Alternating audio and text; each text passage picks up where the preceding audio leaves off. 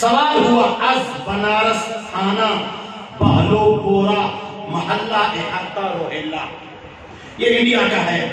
مرسلہ یعنی جو راستہ آیا خط کو کہتے ہیں۔ حافظ عبد الرحمن رفوگر کہتے ہیں جو بندہ پھٹے ہوئے کپڑے کے سوراخ کو پیوند کاری کرتا ہے، ہنی گونڈ کا ہو، ٹیری کا ہو، یا فلیس کا ہو، یا اوپرا کا ہو، اس طرح کر کے مختلف یہ ہوتے ہیں گارمنٹس جن کی وہ رفوگری ہوتی ہے۔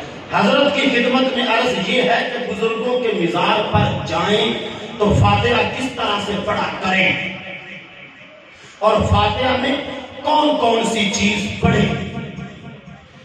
الجواب بسم اللہ الرحمن الرحیم نحمد۔ اب اعلیٰ حضرت جواب دے رہے ہیں اور سنیو تمہارا عقیدہ بیان کر رہے ہیں کہ قبروں پہ حاضری دینی ہے تو کیسے دینی ہے۔ ان سب کے رولے ختم ہو جاتے ہیں جو کہتے ہیں کہ سنی جو ہے وہ پیر پرست ہے، قبر پرست ہے۔ اس کا جواب یہ ہے نحمدہ و نصلی و نسلم علی رسولہ الکریم، حافظ صاحب کرم فرما سلمکم، مزارات شریفہ پر حاضر ہونے میں پائنٹی کی طرف سے اندر جائے، پاؤں کی طرف سے۔ یہ اعلیٰ حضرت ادب سکھا رہے ہیں، اور کم از کم 4 ہاتھ کے فاصلہ پر مواجہ میں کھڑا ہو۔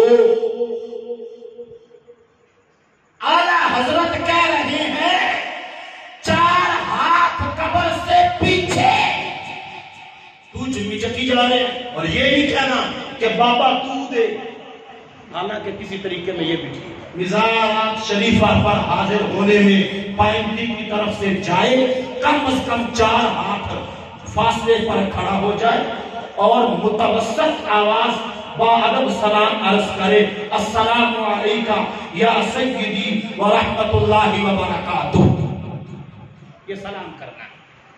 اور اس کے بعد پھر درود غوثیہ 3 بار، الحمد شریف 3 بار، آیت الکرسی 1 بار، سورۃ اخلاص 7 بار۔ یہ سارا طریقہ پھر وہ لکھا امام اعلیٰ حضرت نے حاضری دینے کا۔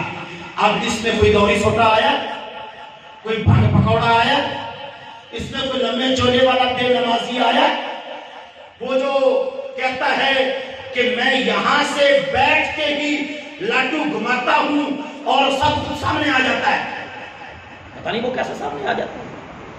وہ تو کوئی الٹرا ساؤنڈ ہی ہو سکتا کہ جس کے ذریعے آ سکتا ہو۔